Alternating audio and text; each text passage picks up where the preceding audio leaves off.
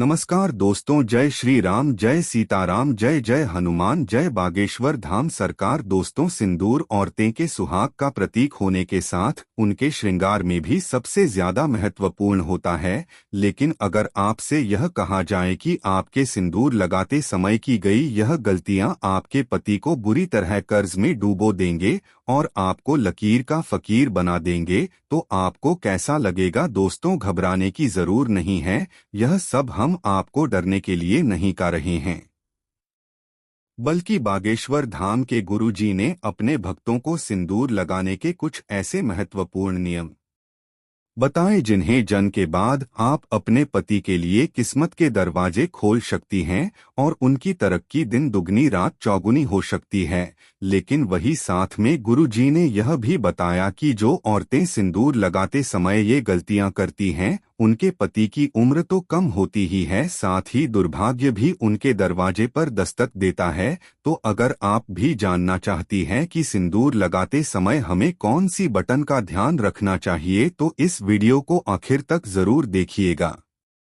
दोस्तों, स्वागत है आपका प्राचीन ज्ञान पर। आगे बढ़ाने से पहले वीडियो को लाइक जरूर कर दें, जिससे कि श्री बागेश्वर बालाजी की कृपा आप पर सदैव बनी रहे। चलिए वीडियो में आगे बढ़ते हैं। दोस्तों, एक शादीशुदा स्त्री की पहचान उसका सिंदूर ही होता है और हिंदू धर्म में कहा जाता है कि औरत जितनी लंबी अपनी मांग बढ़नी है, उसके पति की उतनी ही लंबी होती है उम्र। इसके अलावा सामुद्रिक शास्त्र में जो 16 सिंगर बताए गए हैं, उनमें से सबसे महत्वपूर्ण श्रृंगार सिंदूर ही है, जो न केवल एक स्त्री की गरिमा को दिखता है, बल्कि उसके पति के सौभाग्य को भी बनाए रखना है। लेकिन आधुनिकता के चलते औरतें मॉडल बने की होड़ में इस परंपरा को एक तरफ उठाकर रख दिया है। अब या तो महिलाएं अपनी मांग में सिंदूर लगती ही नहीं हैं, या फिर टेढ़ी मेढ़ी मांग बनाकर उल्टा सीधा सिंदूर भरने लगी है, और इसकी वजह से उनके जीवन में परेशानियां चलती रहती हैं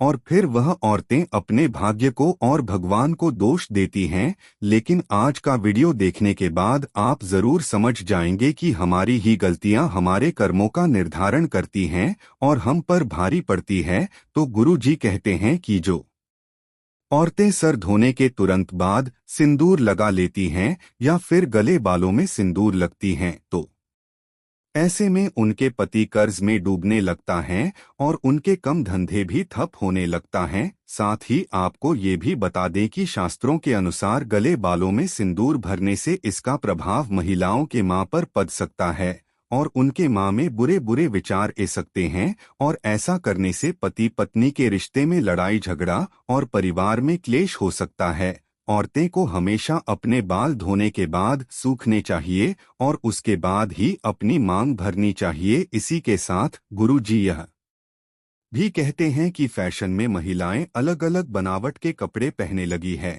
इस तरह सिंदूर को भी अपनी सहूलियत के हिसाब से टेढ़ी मढ़ी मांग करके लगाने लगी है, कि बिल्कुल अनुचित है। सिंदूर लगाते समय महिलाओं को यह ध्यान में रखना चाहिए कि सिंदूर हमेशा नाक की सीध में ही लगाया जाता है। जो औरतें टेढ़ी मढ़ी मांग निकालकर सिंदूर लगती है, ऐसी औरतें के पति की सफलता में कई रुकावटें आई हैं और उनके कोई भी कार्य सफल नहीं हो पाते। वही जो औरतें अपनी मांग के सिंदूर को अपने बालों से छुपा लेती हैं, तो ऐसी औरतें के पति को समाज में सम्मान नहीं मिलता और समाज में उनकी छवि भी और लोगों के बीच में चुप जाती है। लोग या तो उन्हें पहचानते नहीं हैं या फिर उनकी एक गलत छवि लोगों की नजरों में बनी रहती है। इसके अलावा गुरुजी ने यह भी कहा कि औरतें अक्सर अपना सिंदूर दूसरी औरतें को लगाने के लिए दे देती है या फिर दूसरों से मांग का सिंदूर अपनी मांग में भर लेती है।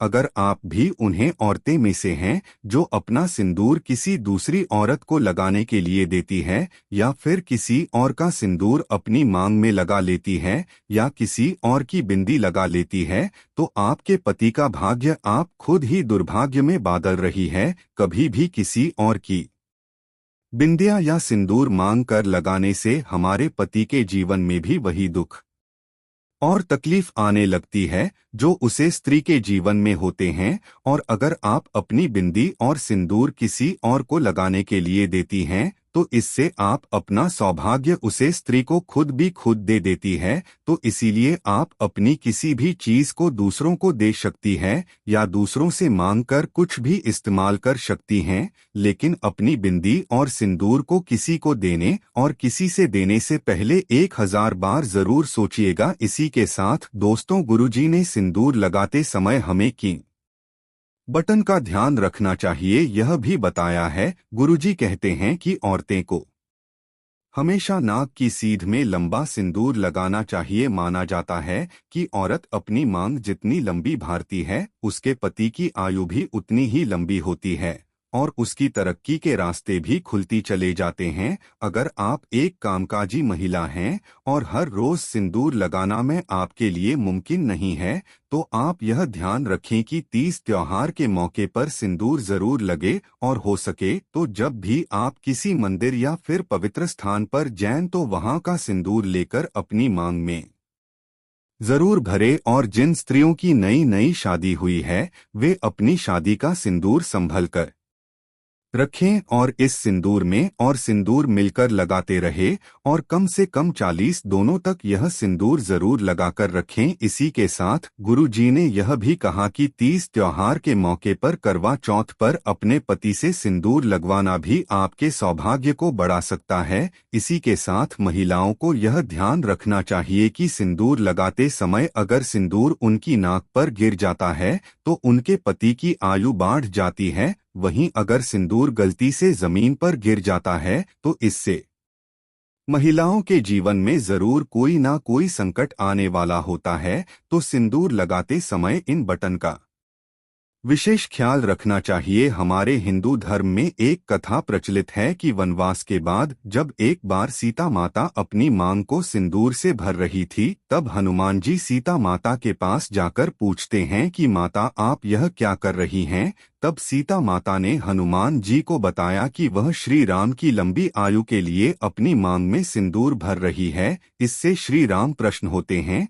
तब हनुमान जी ने सोचा कि अगर इतना सा सिंदूर लगाने से उनके प्रभु की आयु बढ़ सकती है, तो क्यों न वह अपने पूरे शरीर पर सिंदूर लगा ले। और तभी से हनुमान जी पर सिंदूर चढ़ आने की प्रथम बन गई। तो देखा आपने, अगर सिंदूर में इतनी शक्ति है कि वह भगवान की आयु बढ़ा सकता है, तो इंसान की तो बात ही क्या है। तो दोस्तों, सिंदूर वास्तव में एक महिला के सौभाग्य से जुड़ा होता है, क्योंकि हर एक इंसान के भीतर 7 चक्र होते हैं और जो महिलाएं नियमित रूप से सिंदूर लगती हैं, उनका 7वां चक्र यानी कि आजा चक्र बिना किसी मेहनत के तपस्या के एक्टिवेट हो जाता है। और जब किसी व्यक्ति का आजा चक्र जागृत हो जाता है तो उसे परिस्थितियों बाप की शक्ति मिल जाती है। तभी तो महिलाओं को आगे होने वाली घटनाओं का अंदाज बाकी लोगों पहले हो जाता है। आपको बता दें कि बड़े बड़े तपस्वियों को अपने आजा चक्र को जागृत करने के लिए गहन तपस्या करनी होती है। वही महिलाएं अपना आजा चक्र केवल अपनी मांग में सिंदूर लगाकर ही जागृत कर सकती हैं। वहीं विवाहित के लिए तो सिंदूर एन केवल उनके सौभाग्य बल्कि सुहाग का भी प्रतीक है और वह स्त्रियां अपने पति के हृदय में एक विशेष इज्जत भी प्राप्त करती है, जो अपने पति के नाम की मांग हर रोज भारती है। तो दोस्तों, औरतें को यह हमेशा ध्यान रखना चाहिए कि सिंदूर एन केवल उनके पति की आयु लंबी करता है, बल्कि उनकी चेतन शक्ति को भी जग देता है। तो सिंदूर लगाना न केवल उनके पति के सौभाग्य से जुड़ा है, बल्कि स्त्रियों की मानसिक शांति से भी जुड़ा है। हर रोज सिंदूर लगाने वाली स्त्रियों का मंगल मजबूत राहत है। तो उम्मीद करते हैं कि गुरुजी के बताए हुए मांग भरने की यह नियम आप जरूर अपनाएंगे। अगर आपको यह वीडियो अच्छी लगी हो तो वीडियो को लाइक जरूर कर दीजिएगा और कमेंट बॉक्स में जय श्री राम, जय बागेश्वर धाम सरकार, जय हनुमान, जय श्री सीताराम जरूर लिखे और इसे ज्यादा से ज्यादा शेयर करके बाकी लोगों तक भी पहुंचाएं। तो मिलते हैं अगली वीडियो में, तब तक आप अपना ध्यान रखें, स्वस्थ रहे।